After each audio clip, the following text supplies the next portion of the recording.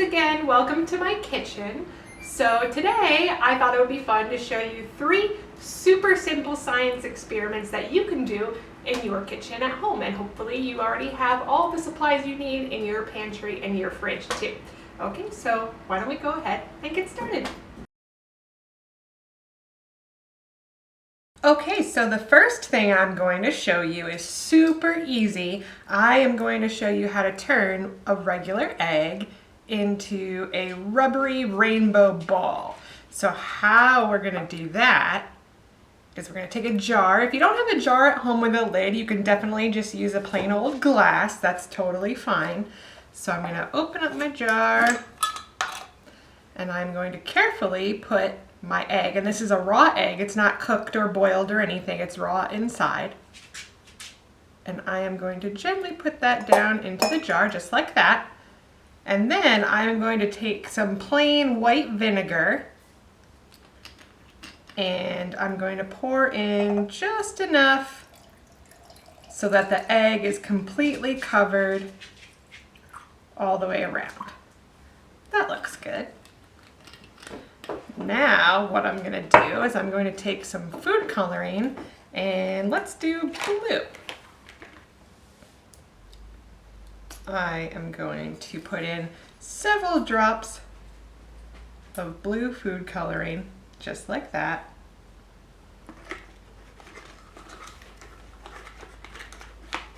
And I'm going to put the lid back on and give it a little swirl. If you're using a glass, you could just take a spoon and just carefully stir it. I'm going to just swirl this around so it mixes that food coloring in there. Now what we're going to do is we are going to let this sit overnight. And what's going to happen is that white vinegar is going to dissolve the eggshell. And then tomorrow you will have a really bright and colorful rubbery egg. See how it bounces? The shell is totally gone, but how do you think it still stays together? Because the shell is gone, right? But in between an egg's shell and the inside is a membrane. So the vinegar dissolves the shell, but not the membrane, and that's what keeps your egg together still. That's pretty cool, right? It's very squishy, although I don't want to squish it too hard. It's still a raw egg inside. It's nice and bouncy too, although again, probably don't want to bounce it too much. And that's all you have to do to make a cool rainbow egg. All right, so what's up next? We are going to make some lemon volcanoes. So you might have made volcanoes with baking soda and vinegar before. Today I'm going to show you how to make one with baking soda and lemons. So the first thing we're going to do is we are going to roll our lemon to get the juices inside flowing, because the juice is very important to this experiment. So what we're going to do is we are just going to roll our lemon like that until it's nice and squishy. I already rolled this one before the video. You can see how squishy it is, right? So the next thing I'm going to do is I'm going to cut my lemon in half. So you might want a grown-up to help you with this, because you'll need a sharp knife. And I'm just going to cut it right in half, just like that. And you can see how juicy it is. All those juices are pouring out, right? And these don't want to stand up straight because they're round on the bottom and they have their little tips. So I'm going to just cut the bottom a little bit to make a flat part so it'll sit up better, just like that. I'm going to do the same thing with this one. So now I have 2 lemon halves, and what I'm going to do next is I am going to use a butter knife to poke the lemon to get the juices even more flowy, right? We want lots of lemon juice. The reason why is that lemon juice has citric acid in it, right?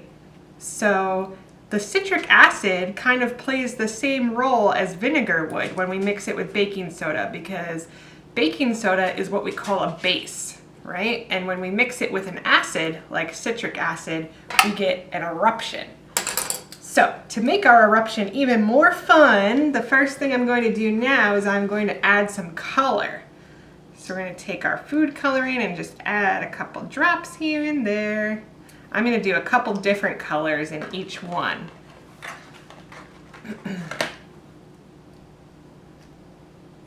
So we've got blue and red, and we'll do a little bit of green too.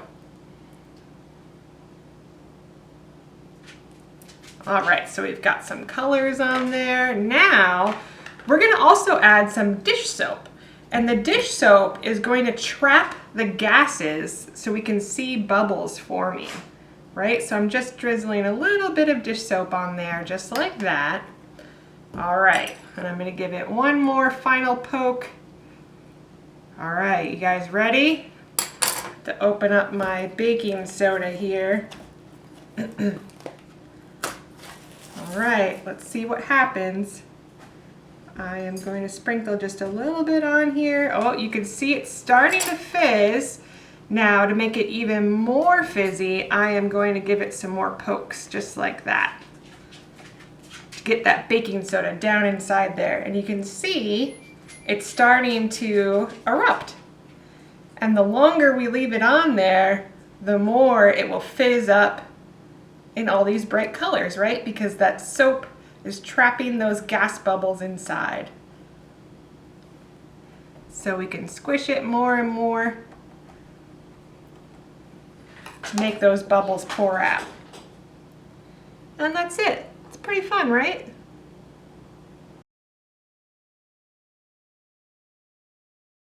Okay, so for our last experiment, we are going to paint some toast.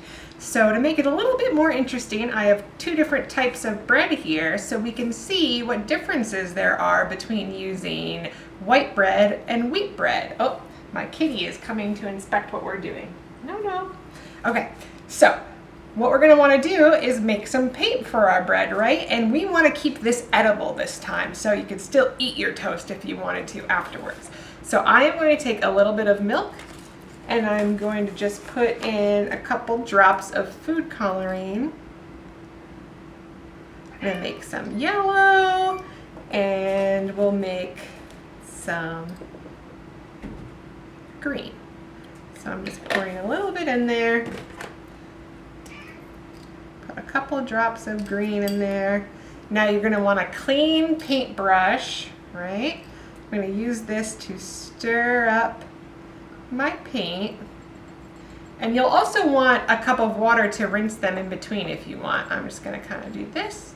And I'm gonna stir my green milk. So now the trick to this is to make sure we don't use too much paint because we don't want our bread to get so soggy that we can't toast it, right? So what I'm gonna do first is I am going to take my yellow paint and I am going to start painting my bread. What do you guys think I should paint? I think I'm going to make a smiley face. So I'm going to put the yellow paint on there. You can see the bread absorbs it, but you can still see the color on top, right? So I'm going to make a yellow circle.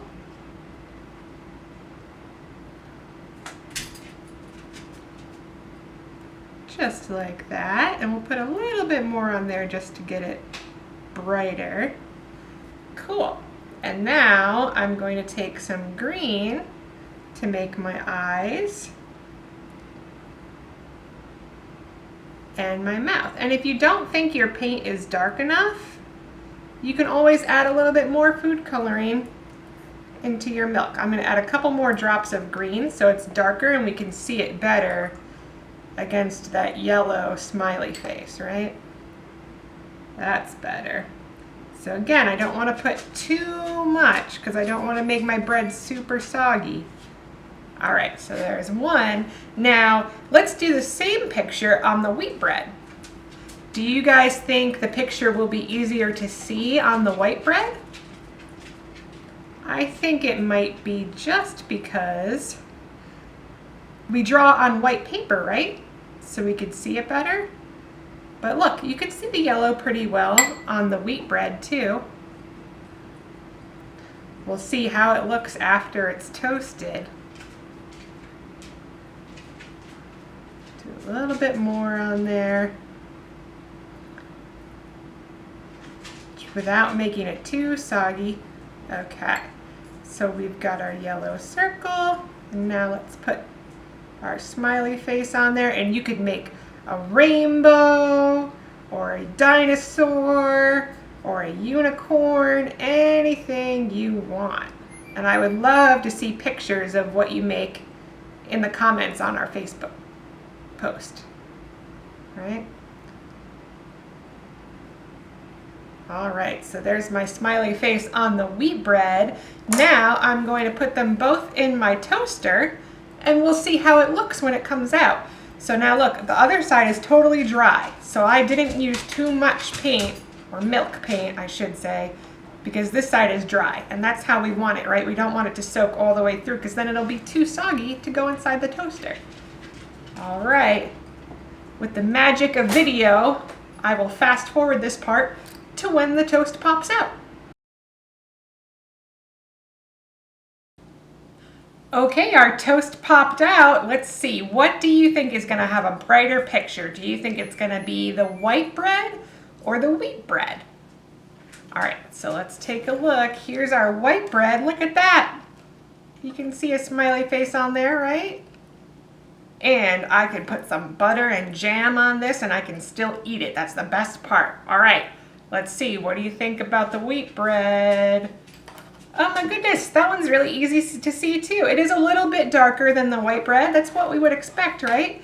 But you know what? The rest of the wheat bread toasted a lot more and got darker, so it makes the image, it pop out a little bit more against the rest of the bread, right? Pretty cool. So that's it for today's kitchen science experiments, and I hope that you will do these experiments and take some videos or pictures and share them with us on our social media. You can put the pictures in the comments right on our Facebook post with this video. All right, until next time, bye-bye.